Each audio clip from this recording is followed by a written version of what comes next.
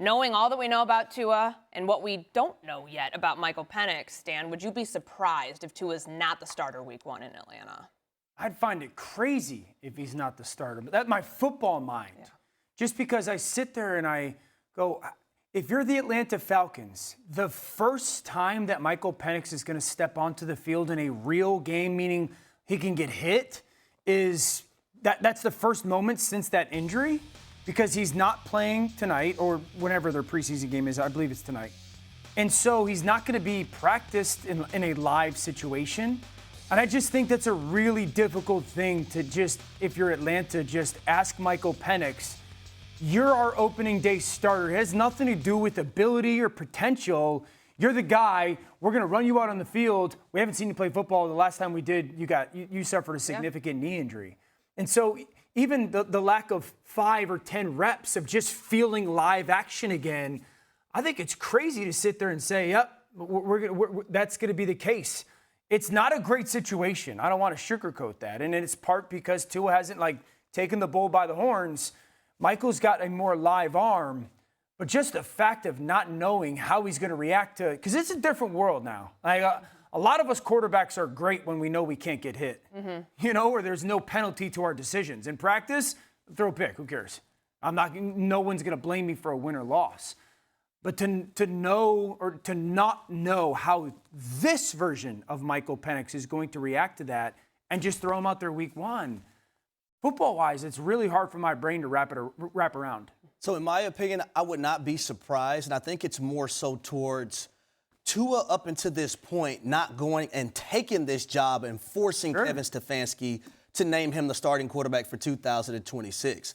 And then when you look at the two guys, although Tua has played very well in this league and he's very accurate and can get the football out, Michael Penix, from a physical standpoint and just from a trait standpoint, is the better quarterback. Correct. I was at their practices 2 of the last 3 days, and just both guys did some good things. But Michael Penix made about 2 to 3 throws where I turned to someone on the side and I said, man, there's only a handful of guys in this league that can make those type of throws. And that's what jumps off the table to me, because we can't forget about Drake London at the wide receiver position. We cannot forget about Kyle Pitts, in which both guys, they have signed to extensive contracts moving forward. And you want to make sure those guys have the ability to be able to receive the football at all 3 levels, whether it's short, intermediate, or deep. I just feel like when it's all said and done, Michael Penix Jr. gives them the best chance to win football games on Sunday. So you said you were there at practice this week. Did he look like a quarterback that's coming off of an ACL tear? Because this is his 3rd ACL tear throughout his career. That's a lot. So that's the unique part about it, right? And I love some of the things that I've seen from Michael Penix Jr. When you're doing 11-on-11 football, you have to be instinctive, right? You can't script everything. So if a defensive lineman is, coming around that hump, or someone is coming down the middle of you, you have to be instinctively and move and keep your eyes downfield and continue to move around in the pocket as well, whether you're flush left or flush right. I thought Michael Penix did a great job of that. But with only 3 11-on-11 type practices, I agree with the decision by Kevin Stefanski. Your job as a head coach is to make sure that you're not incompetent at that position. And to throw him out there with only 3 practices coming off an ACL, there's also that mental hurdle. I tore my ACL in 2009. And one of the things for me coming back was the mental part. Getting over the same spot on the football field where I got hurt. Doing one-on-ones again, because that's why I got hurt, in one-on-ones in training camp. All these things are going through your mind, but also getting accustomed to guys being around your legs again.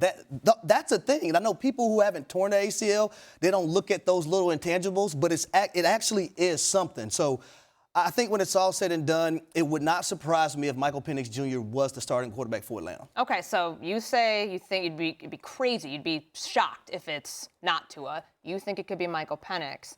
Donte, how do you see this? With 17 days until the season opener, does he have enough time to supplant Tua as the starting quarterback? I think that's more than enough time. That's nearly 3 weeks. And when you think about the 3 practices that he's had already, that's exactly 3 weeks. You don't keep your future quarterback on the sideline just because he's missed August football, just because he hasn't had live reps. If you don't give him the live reps now, when do you give them to him? Eventually, he has to get out there. Eventually, he has to deal with the knee. Eventually, he has to deal with guys falling around his legs. Eventually, he has to deal with the defenses who's not going to feel sorry for you. They're going to come after you no matter if you're Tua or if you're Michael Penix. They don't believe that you can beat them. They're going to force you to beat them. So I think that you have to put him out there as soon as possible. You said it yourself. He made some throws that were unbelievable. What we've seen from Tua is, I don't know if he even pushed the ball past 5 yards downfield in any of those games that I watched. He seems like he doesn't want to get hit. He seems like he's playing not to lose the starting job. He doesn't seem like he's playing to win the starting job. And there's a major difference, and you can tell when you watch it as a football player. So there's a mental hurdle that Tua Tagovailoa has to get over, and Michael Penix. So if I'm going with the starting quarterback and a quarterback that gives me the best opportunity to win game one, I have to put Michael Penix out there and see what he can do. Okay, so a couple things, because I think you guys bring up some good points. One, I don't think there is a mental hurdle for Tua that he's going to get over. I think and I love Tua. Just watching him, he looks like a guy that the hits and the injuries have just added up, and I don't want to get hit anymore, and I don't blame him. So, I don't think that we can hope Tua gets over this mental hurdle. I think that ship has sailed, and I get it. I also think, the point of eventually Michael Penix is going to have to deal with live action is a real thing. I just don't know if it's week one. Your point is 100% real. He's not going to get live action before the regular season. So eventually, you got to go, whether it's 1, 4, 7, whatever week it is. That's such a foreign thought for me to comprehend around, because we all continue to say 11 on 11. He's not playing 11 on 11. It's 11 on 11 with an asterisk of 11 on 11, but you can't destroy me like you can in a real game. And so how he reacts to that is just a significant unknown. And you are going into week one. If Michael Penix is your week one starter, you're just going into week one with that dice roll of I don't know how. There's also things that Kevin Stefanski can do to help him out. Totally. The quick game, running the football. Their defense plays very well. Screen game, misdirection. Sure, trying to minimize the risk of him taking hits. But you're doing that to either guy like that almost. Yeah, but what I've seen from Tua, I don't think that he, like you said, it's a mental hurdle that he's probably not going to get over. He's been paid. He doesn't want to get hit. I have to put this guy out, Michael Penix, and see what he provides and if he's our future long-term. I think the biggest thing is is it more Tua, it's there for Tua to lose? Yeah. Or it's there for Michael to take? Well, that's why if I'm Tua, and I'm going to use the word urgency, right? If I know I'm starting this third preseason game, you know what I'm trying to go out there and do? I'm trying to make this decision that much more harder for Kevin Stefanski. So I'm not going out there lackadaisical. I'm going to bring that energy. I'm going to be better as a veteran quarterback and show him that I need to be the starter week one on the road when it comes to the Pittsburgh Steelers. Yeah. And then the word urgency also for Michael Penix Jr. This regime didn't draft you. Right. Matt Ryan is president of football. Ian Cunningham as the general manager. Kevin Stefanski as the head coach. So the urgency part for Michael Penix Jr. and Tua Tagovailoa, in my opinion, has to be raised a lot more. But let's stay in Atlanta, where NFL owners and the Players Association finalized a new system for enforcing penalties for violations of on-field safety rules in 2026. Yesterday, teams were briefed on the changes during a special one-day owners meeting after players voted on the proposal Tuesday. And the goal of this is to make the game safer by cracking down on techniques that could lead to injury. So there's 5 rules violations that the NFL is looking at closely in 2026. So it's the hip drop tackle, the horse collar tackle, launching hits on defenseless players, and blindside blocks. So under this new system, a player who commits 3 violations in a season would be suspended for 1 game. Meanwhile, a player who would commit just 1 violation will get back 50% of the amount that they're fined at the end of the season. So Donte, as a former DB, we know it's very hard to play defense in today's NFL, a lot of times because of how these rules are instituted. What impact do you think these rules and the focus here on these 5 specifically are going to have on defensive players? Well, I was nicknamed Hitler for a reason. My job and goal every game was to seek and destroy. I never thought about the crown of my helmet. I never thought about shoulder placement. I never thought about how I was going to tackle somebody. I just wanted to get there fast and be furious when I got there. I think that it's going to put a little indecision in defensive players. You can't ask a player to play full out with all out effort and then say, okay, well, slow down in this moment, or slow down if the receiver is entering to catch a ball like this, or slow down if the running back is coming here. Slow down if your if you're rushing the passer to make a sack. I think that we've seen it already. We've seen quarterbacks get outside the pocket, fake slide, the players slow down, he picks up the first down. Then we've seen players say, oh, I'm not going to let that happen. The quarterback slides late, and then you hit him late. I think that with this rule, they're trying to take out the purposeful malicious hits, the hip drop tackle that put the 49ers' young first-round pick wide receiver Ricky Pearsall out for the season because he had to have PCL surgery. The crown of the helmet hits, the things where you blindside somebody and you know you're supposed to slide in and show them your back, and you go in there and you blast them just to put something on film.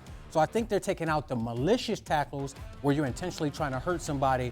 But as a defender, I don't think that you can ever slow down. You have to play the game that they want, the way that they want you to play it, but just never do anything malicious. I think they're also giving them a grace period, right? By making it 3 of these offenses. If you do it one time, okay, you're probably going to get fined, and we all know about them FedExes on your locker on Monday morning coming from a Sunday game. We've all had them.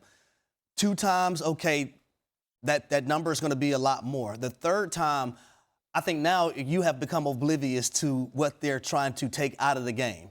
So I think giving them that grace period where you can have 3 offenses before you're suspended, I think that's enough in my opinion. I also think that if you have 2 of these offenses and you're playing in a big game, and Harry, you're coming across the field and I'm coming to make a tackle, now I'm going to be hesitant because I know that if I hit you the way that I want to, or if you duck at the last moment, I could possibly be suspended. You catch the football and run it in for a touchdown. So I think it's going to affect games depending on how many of these offenses guys have out there.